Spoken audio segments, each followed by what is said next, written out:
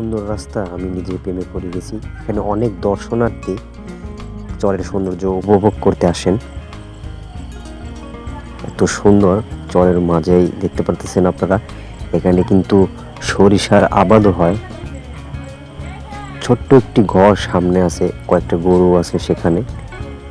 আবার বিকালবেলা যে সবুজ ঘাসের উপর খেলাধুলা করা কতটা ফিলিংস আপনারা এখানে না আসলে বুঝতে পারবেন না।